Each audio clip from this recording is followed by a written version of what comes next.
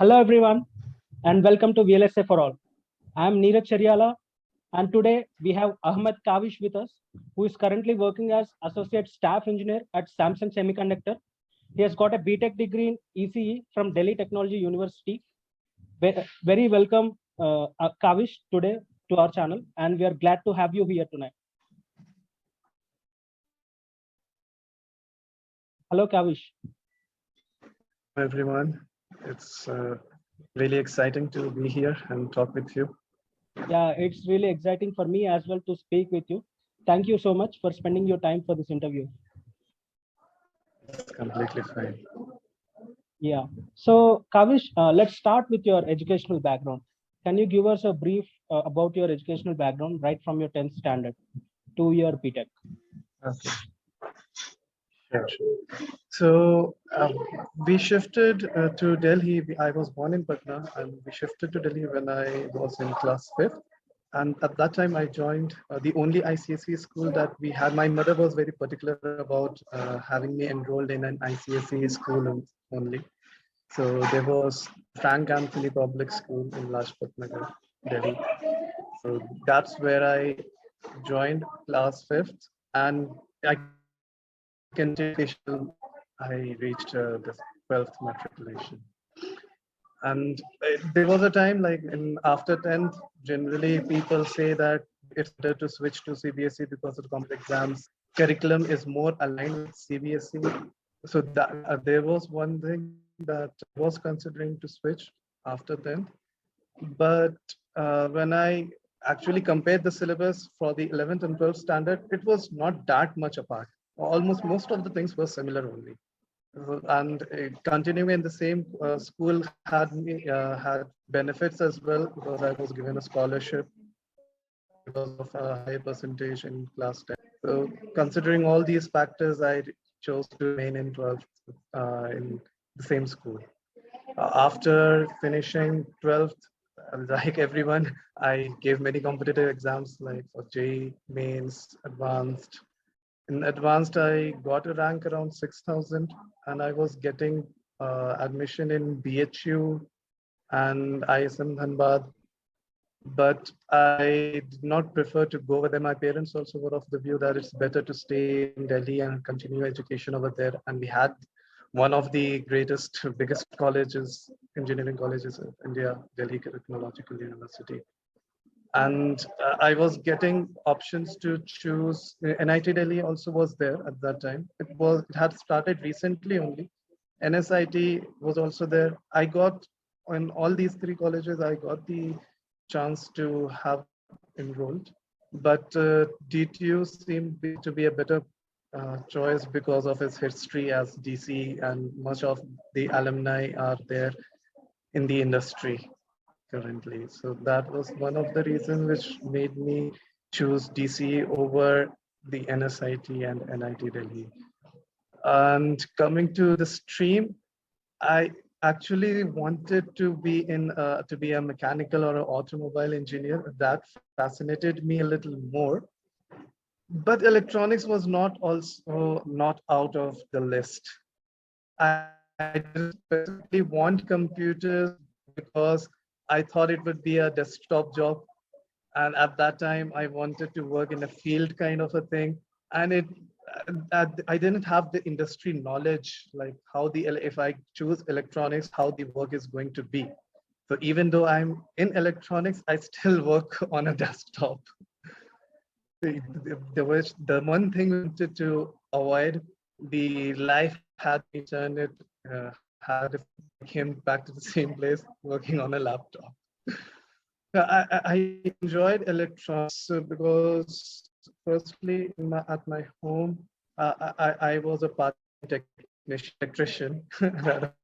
If anything used to go wrong, inverter connection needs to be done, something has blown up, switches needs to be changed, plugs needs to be changed, whatever, anything related to electrical, I was the go-to person for my family and as well as for my neighbors.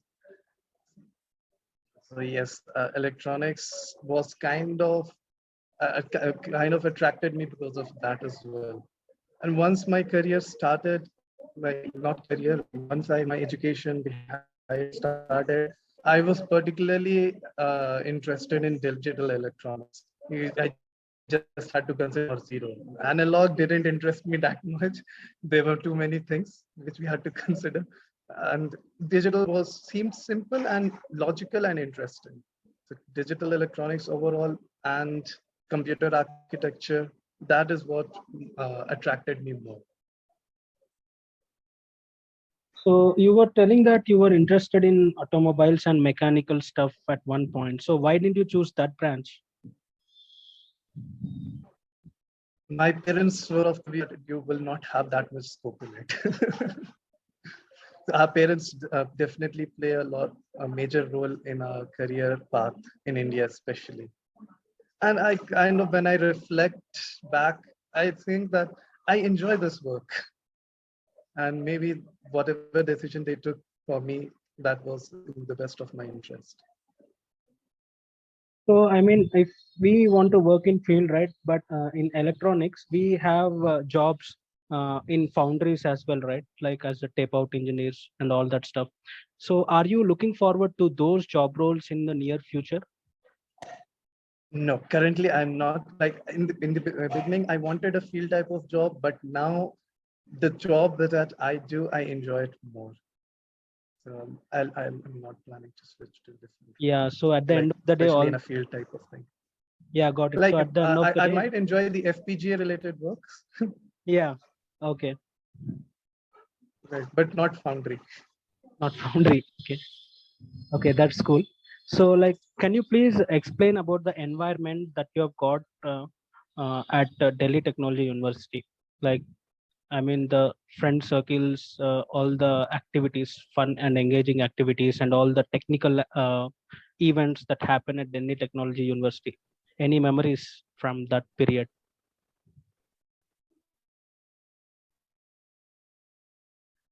I know that I liked automobile and I did join a automobile team, which was making highly fuel efficient cars at that time for competing in the Shell Eco Marathon. So I did join that team and I remained in the team for about a year or so. But later on, when I found that my interest is more in digital electronics and computer architecture related stuff, I kind of was letting it sidelines, and eventually I left the team. And more the competitive environment in the college, that really helped me. Like even though we were always at competition, be it a project, we were always competing, going to make a better project. And most of my, if I consider college related activities, it was not focused or directed in the way towards the career I'm currently in. It was more of a software oriented thing, mostly, or an automobile related thing. For 1 year, in the year of my college, I joined the automobile team. So I remained in that team for 1 year. Then later, for my minor and my major projects, so one of my best friends in college, Vishal, so we both teamed up together to make an Android app.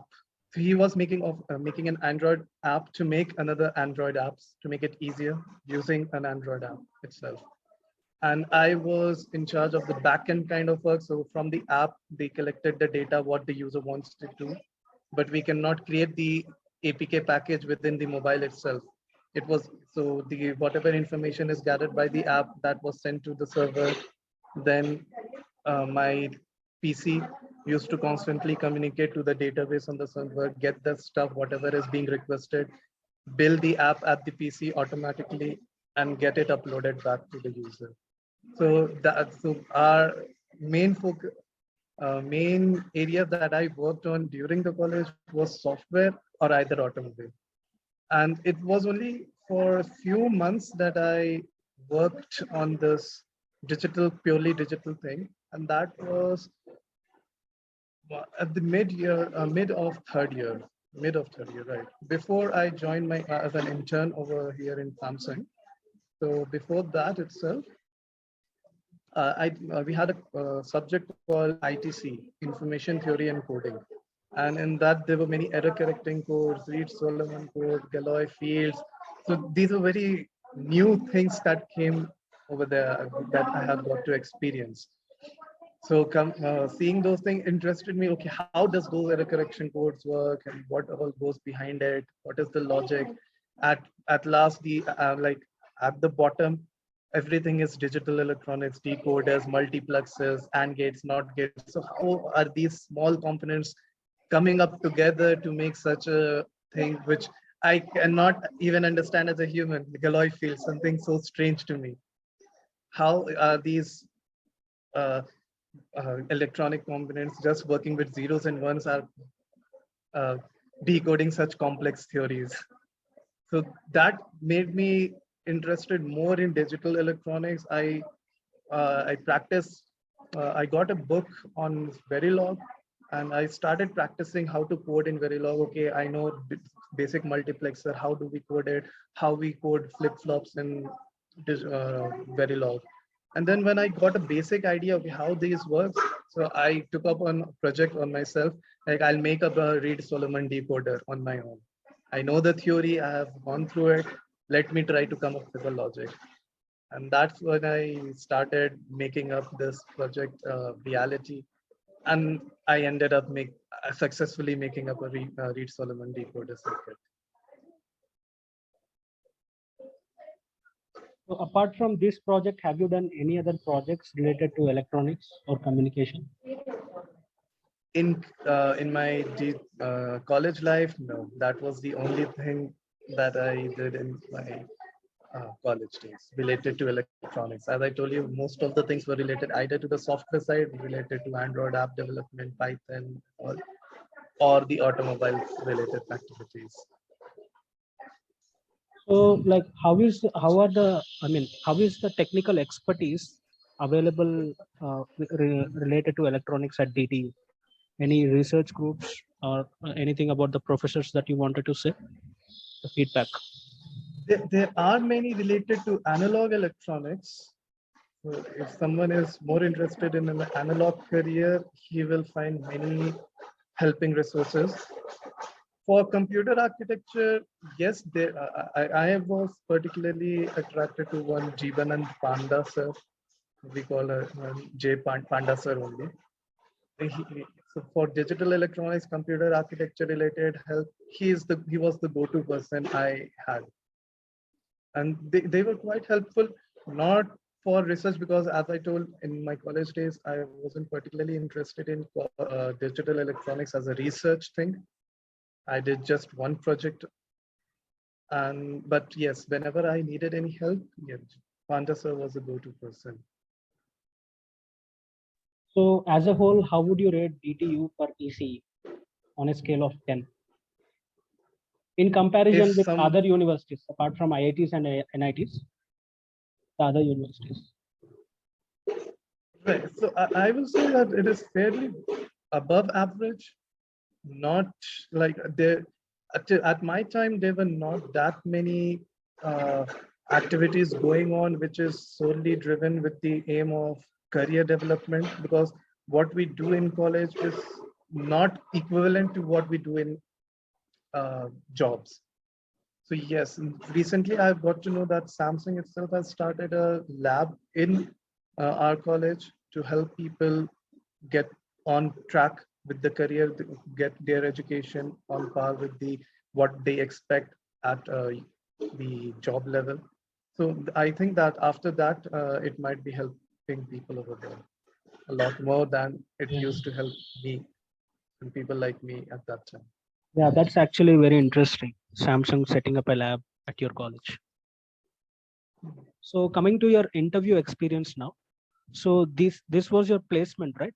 Getting into Samsung. Right. So in the third year of my college, I did just one project for related to digital electronics. The placement season, the internship placement season had started.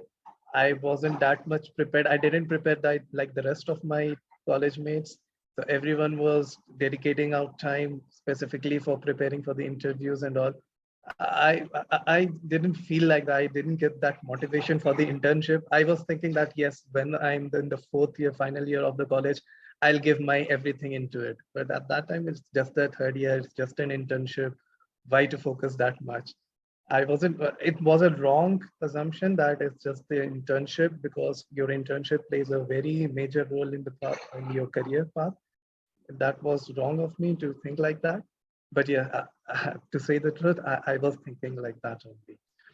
So in the midst, when the placement season has started, everyone was kind of getting it ramped up for the interviews, the technical rounds. And I was just chilling with my friends in the auditorium. I remember the scene, and someone from behind told me that the TI is coming for an interview. There are technical rounds at this time. We have to go in the placement center. We have to give the rounds and all. So okay, I had a digital electronics. I don't remember the author name, but yeah, but there was one book which we were following. I had it in my bag. I just took it out. I just went through some basic things just to brush up. I didn't prepare anything. Went for the technical round, and I don't know how exactly, but I just fared through the technical rounds, the written technical rounds. After that, the interview rounds were there, and I cleared the first round, but in the second round, I had some doubts. It didn't go that well. And so for the TI interview, that was the first interview that I had faced in my complete career. And it didn't went that well. And so I just went through the first two rounds of the interview for TI. It kind of little bit disappointed me. Like I didn't, firstly, I hadn't expected to reach that interview round itself. So it was motivating. Okay, I can do it, but it was kind of disappointing as well, by as that even though I had clear, there was just one more round to clear, and I couldn't do that. So that was one disappointment, but I didn't let it overwhelm me. I I got to know that tomorrow, next day, Samsung is coming for an internship interview and technical round. I just went home, didn't much focus on it, and I just whatever they had asked me to interview, I just went through the concepts to get it cleared. Okay, what was I missing at that time? So it was most of the things were very basic things related to designing synchronous or asynchronous counters and all, mod 5, mod 10 counters like this. So yeah, once I get got those concepts cleared related to timing, static timing analysis and all, and these basic digital things, I kind of felt like I have already cleared the technical rounds for the TI. Then I guess Samsung will not be that difficult. So that was one of the motivation that made me be confident in the technical rounds of Samsung internship. So next day we had our internship. I cleared the technical round again, and my friends were very, like, they were surprised because I wasn't preparing as much as they were, and I was always saying that I'm just giving it like that. I'm not prepared, and they were doubting me whether I was studying at home or what was I exactly doing when my free time. I wasn't doing anything. It's just that most of the questions that are asked are basic logical questions. And if your logical reasoning and your aptitude is good, and you will fare well in the technical interviews if you have your basics cleared. It's not very much difficult, not very much core specific, like something which is out of the world or out of your syllabus. Whatever you have learned, basic logical reasoning, aptitude, if you have these things, you will get through the easily the technical rounds. After that, in Samsung, we didn't have technical interviews, but we had a group discussion. So group discussion, if you're good with your communication skills, and I guess they give weightage to your performance in your college exams as well. So if you have a decent percentage, like around mid 70s to above 80s, I was in the 80s category, just the border. It was 80.11% in my third year.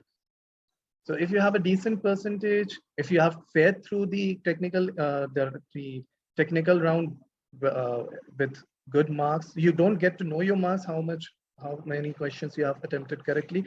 But if you have a basic feeling that you have made it through, like most of the questions you have cracked it and you have a decent percentage and you are good with your communication skills, in that case, you will clear the GD group discussion as well.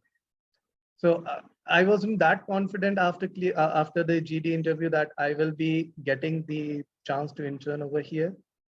But I was not completely disappointed because I kind of fared well in the group discussion as well. So in my after the group discussion, I remember we were all waiting outside. It was nighttime, around 9 o'clock it had been, and we had to. I was staying in Shaheen Bagh. So from my college to my home, it's almost 45 kilometers. It takes 2 hours. So I was already in that mode. I have to return home. It's already 9 o'clock, 11 p.m. I will be reaching home if I leave just right now. So I was kind more of thinking about returning home, not that much like will I get through this interview or not. But I was waiting over there, and I remember that there was some people coming over there, calling everyone, whoever had given the Samsung interview, that they had a list of all those people shortlisted. They were calling out names. People were going over there with smiles and cheering loudly. I was at the back. I didn't expect that my name will be called. There were 3, 4 names, and suddenly someone called Ahmed Falah Kavesh. I didn't pay that much attention at first. When they repeated, it caught my attention. Okay, it's me only. So it was really exciting. I didn't expect it to be shortlisted. But it did go well, but I wasn't expecting that. Comparing myself with the others who were there in the group discussion, they were in considering the merit wise, the or exam percentage wise, they were way above me. So I wasn't expecting that when competing with them, I would be shortlisted. Maybe I did well in the technical round. Maybe that was the reason. I don't exactly know. I never get a chance to ask them as well. Like, what was the reason behind them selecting me for the internship? But yes, that was the turning point. I got selected, and I know that once I got selected, this is going to be my career now. Because in our college, we don't have that thing like once you are selected in a company, you cannot sit for any other rounds in any other company. So once I got selected in Samsung for the internship position, it was a defining moment. Okay, this is going to be my career path. So very memorable experience for you. Yeah, definitely. So what was your project when you were doing internship at Samsung? Were you working on any particular project? Yeah, can you please describe about that? Yes. So during our internship, we were 4 of us, which were grouped together. Me, Gaurav Aaron, he was also from GTU. We were friends only, so we both were in the same team. And the other 2 people were from NSIT, Karthikeyan and Yush Singh. So we were the 4 in a particular team. And this team at that time, so the team which we 4 were a part of was working on an NVMe controller. We didn't get a chance to work on the controller, but we were working on something which would indirectly help the controller team. So it was a functional coverage generated tool. So in VLSI, especially in digital electronics, while verifying, we need to define metrics for verification. One is code coverage, the other is the functional coverage.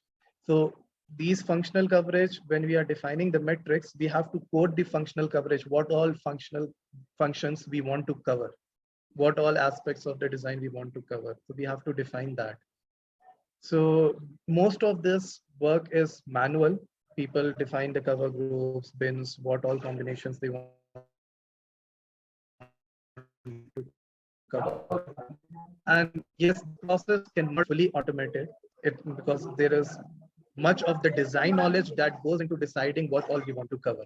If someone does not have the design knowledge, then he cannot code the functional coverage. So we didn't want to completely automate the functional coverage generation process, but just some parts of it.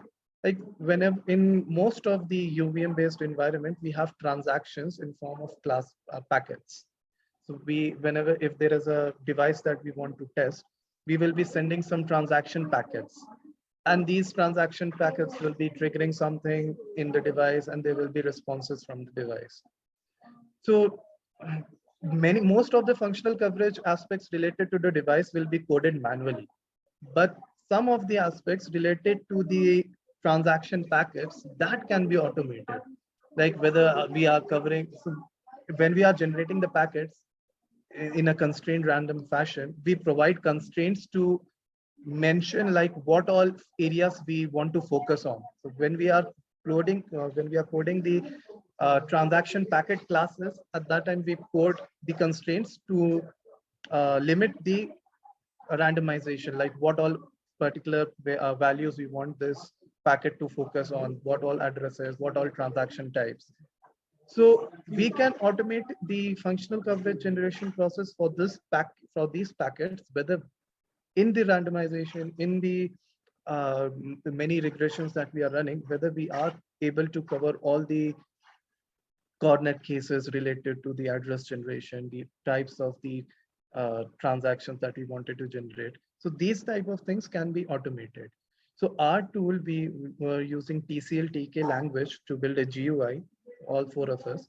So we distributed our tasks, like who will be in charge of what, some backend logic related to parsing the file, preparing some data structures was handled by one member. Some people handle, so the GUI has some different windows. So one person was made in charge of one particular window, and like that we distributed our work, how we want to make that project go through. And once that was done, so the main idea was that the people will be using the GUI, they will be able to choose the files that have those transaction classes, and that file, the tool will pass through the file, get all the random variables in it, check what all constraints are there in the for that variable. Using that constraint, it will figure out, okay, these are the possible values that the variable can achieve, and based on those possible values, it will code the bins automatically. Like these are the corner cases, these are the mid-range cases, these are the low bound cases for this particular variable. So like that, using those information, it will code all the cover groups, cover bins, points, crosses, everything. And the user had the control using the GUI. If he want to edit anything, he wants to add more bins, he wants to cross a few more points. So that was within the user scope as well. And if whenever he is crossing two cover groups, two cover points, and there are constraints on those individual cover points, so the crosses constraints on the crosses is even more. So there was an option within the tool, like whether he wants to generate the cross bins automatically. So the tool will automatically see, okay, these are the possible combinations, that cross combinations that can be achieved with constraint on the first variable and the considered constraints on the second variable. So based on that, the tool automatically generated the bins even for the crosses as well. So that was the main idea behind the project. Yeah, that was very comprehensive. Thanks for that, Kavish. So moving on to your full-time role now, what was the difference between working as an intern and working as a associate staff engineer at Samsung? So it's entirely a different world. So what you do in internship, mostly there are some teams, intern people who got a chance to work on the actual live projects. But mostly if you're going for a 2-month internship, they would not like to spend that much time, because working on a live project requires some experience. If you are a newcomer, you make any change, if anything goes wrong in that, it will hamper the project timelines. So they don't want to risk a live project with someone who is just for 2 months, interning for just 2 months, because it takes significant amount of time for training them to be capable enough to work on a live project. So if you are coming from a college like BITS, or where they get a chance to work for a 6 month intern, yes, then you will be getting a chance definitely to work on a live project. They will spend 1 or 2 months to train you, to get you ramped up for the project, and then you will get a chance. But in our colleges, we usually have just 2 months internship, and you don't get a chance to work on live projects. Mostly you will be working on supporting activities like what I did to help the team automate something. You will work on scripts, but they test you like if you have logical ability, aptitude, then even coming on a live project will not be that difficult for you. It is a different world, but if you have the right aptitude, it is not that difficult to migrate. So coming to what I do currently, as a verification engineer over here, I work on many aspects of the project. You get, especially in Samsung, you get a lot of exposure to the backend type of things, like the architecting the test bench. In most of the other companies, you will not get an experience making changes in the test bench architecture or particular components of the test bench. But in Samsung, you get that as well, mainly because most of the things over here are developed from scratch, and they are not that stable enough yet. And in other companies, like most of the projects has been for a very long time, maybe 15-20 years, and things over there are kind of stable. The test bench architecture and everything, most of them are kind of stable. So you mostly work on writing test cases and using the already existing scripts to generate some things, and debugging related activities might be there. But architecting test benches, coding components, those you will not experience in most of the other companies, like major companies like Qualcomm, Nvidia. You will not get a chance to do that. But and especially in Samsung, since most of the projects are relatively new, so the architecture, the test bench architecture is not that stable, and you get a chance to make improvisations over there. Yeah, you will not, once immediately after joining, they will not give you a chance to do that. You will have to prove yourself. They will start with something very already proving parts of the IP, let you handle it, get to know it. Yes, in Samsung, you get very much exposure to the internal architecture and working of the design, which I think you might not get in other companies. You get there is significant amount of information exchange between you and the designer.